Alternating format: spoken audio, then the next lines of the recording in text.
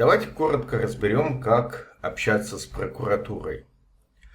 Значит, у нас есть в Краснодарском крае отдельно природоохранная прокуратура Азово-Черноморская, и есть прокуратуры районов или городов, например, прокуратура Центрального округа Краснодара, есть прокуратура Горячего Ключа, есть краевая прокуратура. Вы можете в любую прокуратуру написать обращение через сайт госуслуг. Я бы сказал, что это один из самых эффективных способов обращения, потому что это все регистрируется, есть возможность отследить, так сказать, прохождение вашей жалобы. И я, как правило, именно так делаю. Второй вариант, менее отслеживаемый, это приехать в саму прокуратуру. У них, как правило, у всех этих прокуратур есть почтовые ящики, куда можно кинуть объявление. В смысле, ящик в самом здании, куда можно кинуть объявление. Естественно, можно отправить по почте, но я всегда за электронное обращение. С ними удобнее работать, и они более отслеживаемые, по ним больше отчетности. И еще вариант, который мне несколько раз помогал. Я приезжал в прокуратуру Горячего Ключа, писал, например, там на листике бумаги, которую мне предоставили сотрудники прокуратуры, писал жалобу по поводу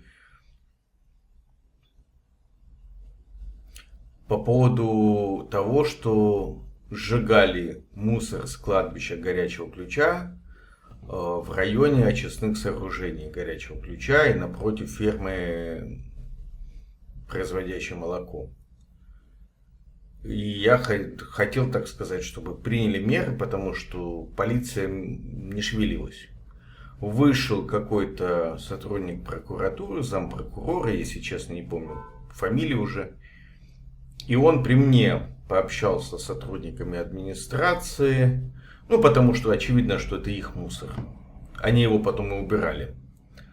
То есть вначале они его туда вывезли, а потом они его оттуда убирали. Сжечь не получилось. И в общем, когда вам нужен результат, когда вам нужно ехать, а не шашечки, то можно таким образом поступить. Причем это была инициатива самого прокурорского, то есть самих прокурорских сотрудников, которые проявили желание помочь. И при всей моей нелюбви к сотрудникам силовых органов, но при СИЗО, это фамилия прокурора Горячего Ключа, говорящая. Отличная фамилия, кстати говоря. Просто подходящая под эту должность. Так вот, при СИЗО, я знаю, что прокурорские сотрудники активно участвуют в жизни города. И по некоторым моим обращениям прям существенно двигали вперед. Они помогают сотрудникам полиции, так сказать, придушивать администрацию, чтобы она хоть что-то делала.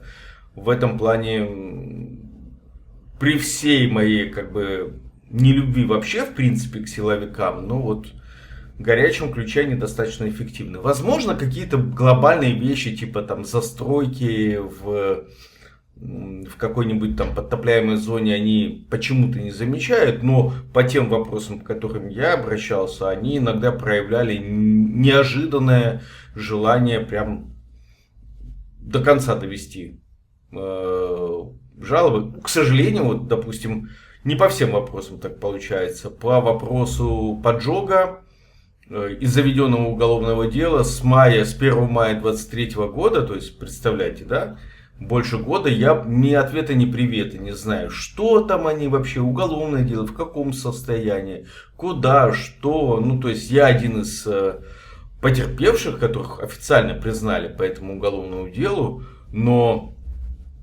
в этом случае прокуратура ничего сделать не может. Так что, чтобы вы понимали мою степень объективности, я, по идее, должен был бы их ругать, но в моем случае, в случае поджога, прокуратура ничего не сделала, чтобы следствие изобличило поджигателя, хотя они, конечно, известны всем, и участковому Тамукаю, и уголовному розыску горячего ключа, и, соответственно, прокуратуре. Ну вот, да и смысла, если честно, сейчас по действующим законам в России, если даже человек, вот прям его на горячем, что называется, поймали, пишет заявление, что хочет на СВО, и все, и никакой ответственности не несет. Так вот, если вы попадаете в прокуратуру лично, вы можете в приемной, ну там где-то в предбаннике написать заявление. Еще как вариант, запишитесь, и это действует реально. Сотрудники прокуратуры могут созваниваться практически с любым чиновником, ну, тем более с руководством. Поэтому запишитесь на прием в прокуратуру, свяжитесь с сотрудником, ну, приходите на прием, принесите документы, покажите их, и это может дать результат. Если вам именно нужен результат, а не просто ругаться с кем-то там в бумажном виде. Я думаю, что всем нам нужно именно результаты, а не чистая ругань. Так, по поводу краевой прокуратуры, иногда, когда городская или районная не очень шевелится, можно и нужно писать, допустим, в городскую прокуратуру Краснодара или в краевую прокуратуру, потому что тогда уже, ну, как бы, если вам пришел какой-то канцелярский бред от, допустим, прокуратуры Центрального округа Краснодара, можно и нужно поднимать проблему на уровень выше, то есть на уровень города и еще на более высокий уровень, на уровень края. По экологическим проблемам я всегда писал на краевой уровень, потому что мне казалось, что это самое действенное. У нас, честно говоря, такая чересполосица, непонятно кому что, какие земли принадлежат. Где-то они их контролируют. То есть, смотрите, по кадастровой карте, вот как в случае с этим многолетним разливом фекалий в горячем ключе около насосной станции, там, Ярославская 139, кажется, адрес. Вот. Там земли вот всех возможных видов. То есть земли лесного фонда, и земли сельхозназначения, и земли поселений. И вот черт его ногу сломит, куда писать по этим всем землям. Поэтому я написал в краевую прокуратуру весной 22 года. И она уже сама разобралась, куда, в какие органы спустить эту жалобу. То есть писать в край в такой ситуации, ну, наверное, самое эффективное. Быстрее всего. Но тем не менее, если вы хотите, так сказать, продублироваться, вдруг вы боитесь того, что прокуратура будет целый месяц на вашу жалобу смотреть, вы можете обратиться напрямую, раз уж мы вспомнили этот случай. Значит, если вы... Кадастровая карта — это просто у вас must have. То есть вы прям должны научиться пользоваться этой публичной кадастровой картой, как отче наш. Заходите, смотрите, допустим, вот у вас как на Ярославскую 139, там есть между ГНС и рекой Псикупс земли лесного фонда. Значит, пишите в Минприроды жалобу, Министерство природы Краснодарского края. Вот. Можете написать для верности еще на губернатора, на электронную приемную. Все равно он руководит регионом, и Минприроды ему подчиняется. Дальше, если вы видите земли сельхозназначения, как, допустим, лежал мусор, который с кладбища вывезла администрация горячего ключа, он лежал на землях сельхозназначения. Даже если они частные. Все равно пишите в Россельхознадзор. Это их зона ответственности. Любая сельхозземля, частная, не частная, это их зона ответственности. Написали туда жалобу. Если вы видите, что земли поселений, теоретически это, соответственно, ответственность городской прокуратуры, горячего ключа, например. Но принципе, можете написать и в край. Они потом уже сами спустят на тот орган прокуратуры, который конкретно на земле, что называется, максимально близок к этим землям. То есть эффективно писать одновременно жалобы и туда, и туда. Может быть разного содержания, может быть одинакового текста, если вам лень придумать разного содержания. Но написать жалобу и туда, это означает просто ускорить рассмотрение этой жалобы. Понятно, что прокуратура сама не побежит там смотреть, где что-то случилось, но она спустит уже на уровень соответствующего органа, а там уже будет ваш материал, они уже что-то начнут делать. То есть вы просто убыстрите процесс рассмотрения, исходя из моего опыта. Да, как бы говорят, что нужно жаловаться на бездействие органов власти. То есть ждите ответа на жалобу целый месяц, а потом только жалуйтесь в прокуратуру. Но я предпочитаю не ждать, я предпочитаю одновременно писать. Так быстрее и с моей точки зрения так эффективнее. Так, говорил, что в Росгвардию. Да, кстати, еще один момент. Где-то обязательно найдите, если вы живете в горячем ключе, телефон, как можно позвонить дежурному прокурору в горячем ключе и дежурному прокурору в крае. Один раз мне это очень помогло, когда на меня совершил наезд инструктора автошколы «Бумер». Полиция не хотела долго ко мне ехать на оформление ДТП. И только звонок в прокуратуру помог ускорить этот процесс. И полиция сразу нашлась и приехала. Сотрудники ДПС. Вот. Поэтому у вас в телефоне должен быть записан номер, как я раньше говорил, горячей линии ГУВД Краснодарского края, если вы в Краснодарском крае, и 2 телефона прокуратуры вашего места, где вы живете, и телефон краевой прокуратуры, то есть тоже горячей линии, чтобы вы могли позвонить и сообщить о каком-то беспределе, например, со стороны сотрудников полиции.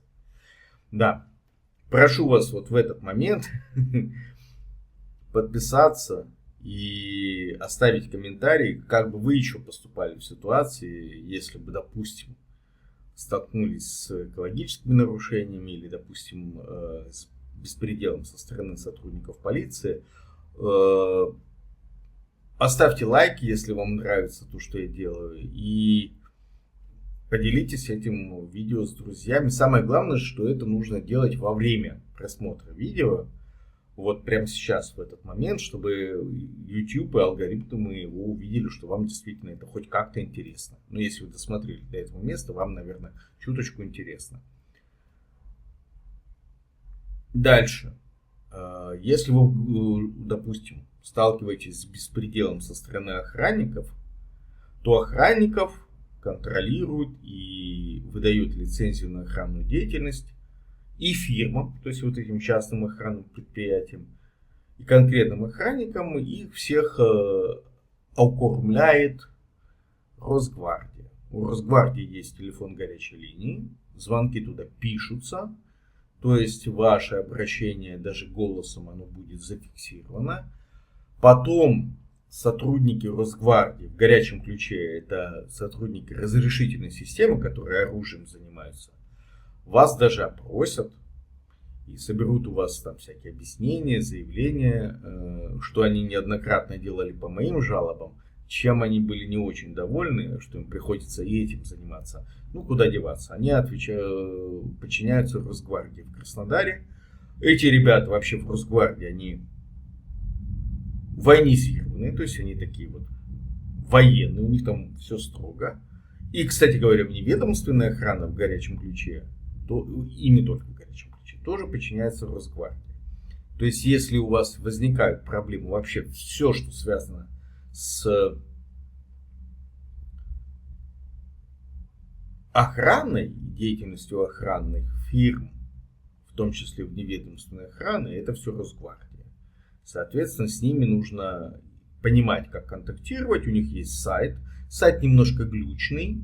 Он не всегда работает корректно. Поэтому, если вам нужен результат, вы можете в Краснодаре приехать, по-моему, где-то на Комсомольском находится в Росгвардии основной офис, но есть и отделение по городу. На Лузана, по-моему, есть, на шоссе Нефтяников где-то там. Вот. Ну, можно через сайт попробовать или по телефону, по горячей линии позвонить, объяснить ситуацию, и вам подскажут, как лучше действовать, если прям нужно супер оперативно. Так, Следственный комитет. Ну, если вас не провоцируют на дачу взятки, или вы, допустим, не застали сотрудника полиции на каком-то преступлении, во всех остальных вопросах, я думаю, Следственный комитет достаточно бесполезен. Ну, в том смысле, я с ним сталкивался по теме тайной переписки, и во всех случаях, сколько я с ним сталкивался, они ничего не могут. Не хотят, не могут, не знаю почему. Вот.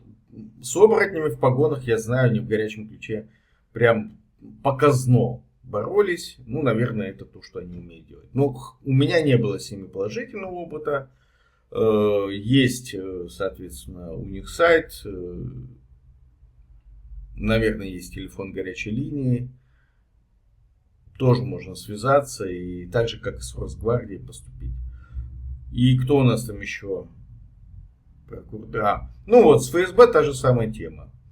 То есть у них есть сайт, где можно написать и электронный адрес, и форму можно заполнить.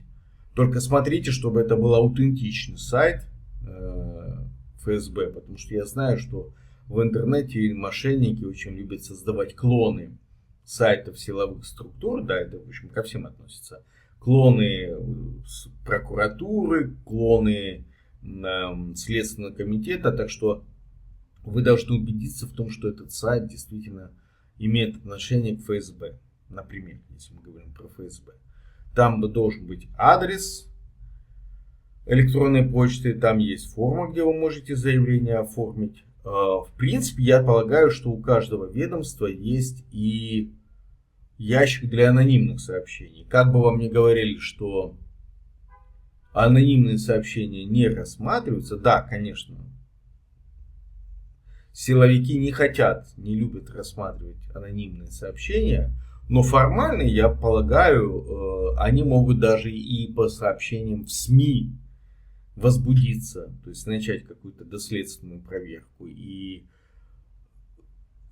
к сообщениям СМИ относятся в том числе и публикации в каких-нибудь там телеграм-каналах. Вы же знаете, как у вас, вернее, теперь в России, даже по сообщениям там нескольколетней давности на стене в каком-нибудь ВКонтакте, который напрямую связан с сотрудниками полиции, по моему мнению, даже на такое могут возбудиться. То есть по старым публикациям, о которых все забыли. Я, например, свой аккаунт во ВКонтакте не веду с 22 года. Аккаунт висит, я им не пользуюсь. И, соответственно, что там у меня висит на этом аккаунте, я понятия не имею. Но ничто не мешает сейчас кому-то полезть, что-то почитать и начать возбуждаться по поводу того, что я написал 10 лет назад, например. Да? То есть, в принципе, эти все силовики, они могут по любым источникам возбуждаться, в том числе и анонимно. Соответственно, у прокуратуры я знаю точно. Полагаю, что точно у ФСБ такая же тема есть. Есть ящики для анонимных сообщений. То есть можно подъехать, бросить и, соответственно, сообщение будет рассмотрено, но как сообщение от анонима. Естественно, там где-то камера рядом закамуфлирована есть, потому что уж точно сотрудники ФСБ не хотят совершенно анонимных сообщений, которые им поступают в бумажном виде. Но в конце концов, в нашем современном мире совсем анонимным вообще невозможно остаться. Вот. Это такие способы, как вы можете коммуницировать с другими силовыми структурами, в кавычках, кроме полиции. Ну, про полицию вы знаете, да? То есть можно прийти в дежурную часть, можно попытаться покачать права в плане того, что вот в предбаннике можно снимать на видео, У меня был такой случай с товарищем Андреем Викторовичем. Передаем ему привет. Тезка мой полный. Вот. Но мы очень быстро выяснили, что в предбаннике того отдела полиции, который был в горячем ключе еще до реконструкции, можно было вести фото- и видеосъемку, и поэтому конфликт был исчерпан. И действительно, там же материалы висят, которые доступны гражданам, и мы можем сфотографировать их, вести видеосъемку. Это не вот эта часть, где граждан держат в ожидании встречи с сотрудником полиции, не является режимным объектом. Что бы вам ни говорили сотрудники полиции в обратную сторону. Есть еще Роспотребнадзор. В горячем ключе они, по-моему, на Пролетарской сидят. Ну а в Краснодаре, по-моему, на Рашпилевской 100. У них такой хороший адрес, легко запоминающийся. Недалеко от Сенного рынка, по диагонали. Вот Роспотребнадзор, кстати, Оборнадзор, я только задумался, есть образовательный надзор, они на Стасово в Краснодаре находятся, который контролирует образовательные организации. Вспомнил, что мне пришлось общаться и с теми за все время своей жизни в России. Но у них большая недостача кадров, как минимум, в Роспотребнадзоре.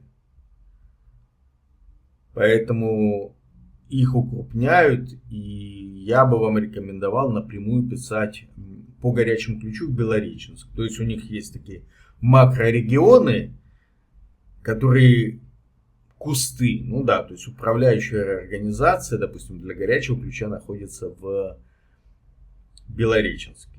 Пишите напрямую туда, так быстрее будет, потому что в принципе вы можете прийти конкретно в офис Роспотребнадзора, даже в краевой туда на Рашпилевскую 100, и там написать жалобу лично. Но я все равно вам рекомендую, пользуйтесь через сайт. И обратите внимание, я это очень часто вынужден был сталкиваться, есть проблема у сотрудников из-за устаревших алгоритмов взаимодействия. Сотрудники Роспотребнадзора не могут иногда получать ваши фотографии по заявлениям. Поэтому будьте внимательны. Вообще, кстати говоря, по всем. И в МВД то же самое. Я уже говорил и еще раз повторю.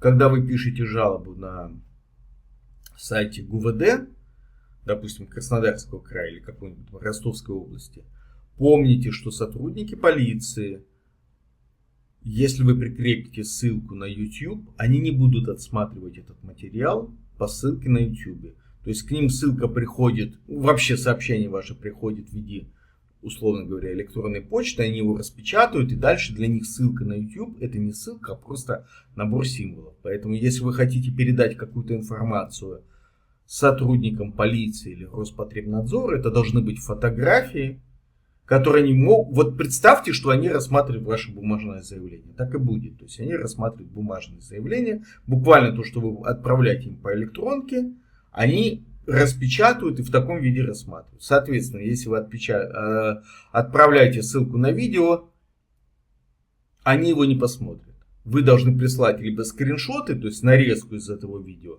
либо, если прямо нужно видео, записать его на CD-диск, да-да-да, вспомнить, как это делается, записать на CD-диск, прийти в соответствующий орган, будь то полиция или Роспотребнадзор или куда-то еще, и передать, там, условно говоря, с заявлением, что вот я такой-то, такой-то передаю CD-диск с такой-то информацией внутри, который связан с тем-то, с тем-то, с тем-то, с таким-то заявлением, которое я раньше подавал, и сейчас подаю, ну и так далее. То есть они понимают, или вы передаете им на физическом носителе, типа CD-диска информацию, не знаю, примут ли они флешку, ну, наверное, примут. Либо вы передаете с описанием, конечно, обязательно должно быть описание в 2 экземплярах, чтобы вы получили копию, чтобы вы вот это вот передали. Либо вы распечатываете скриншоты с этого видео и передаете. И Роспотребнадзору всегда была проблема с получением от меня фотографий, потому что я жаловался на просрочку, а там критически важны именно фотографии упаковки со сроками, там, с условиями хранения, с тем, что холодильник был не на той температурном диапазоне, который, допустим, товар должен храниться. Ну, то есть тупо в тепле хранился товар. И это все Роспотребнадзору нужно именно в виде фотографий. А у них технически это было тяжело получать. Такое вот отступление. Рособорнадзор, я несколько раз жаловался на образовательные услуги. Это там, где департамент образования находится в Краснодаре. Жаловался на качество образовательных услуг. Я, кстати, получал лицензию на образовательную деятельность 15 лет назад. Но, в общем, что-то мне не понравилось, как Рособорнадзор действует. Мне кажется, они не особо спешат рассматривать жалобы граждан. Но это мое личное мнение. Может быть, вам больше повезет. Вот. Вообще, в принципе, наверное, если набрать слово надзор, можно столько контролирующих органов найти, которым можно пожаловаться на что-то. Главное, будьте настойчивы. Вот. От одной жалобы сотрудника не пробьешь. Надо навалиться с нескольких сторон. Поэтому всегда вам советую, допустим, если у вас жалобы на образовательные услуги, допустим, на департамент образования горячего ключа, вот, жалуйтесь в вышестоящий департамент, то есть в край, и одновременно в прокуратуру горячего ключа. Ну, намного более эффективно. Все, с вас лайк, подписка, репост, комментарии и... Ну, в общем, я надеюсь, что это видео вам будет более понятным и информативным.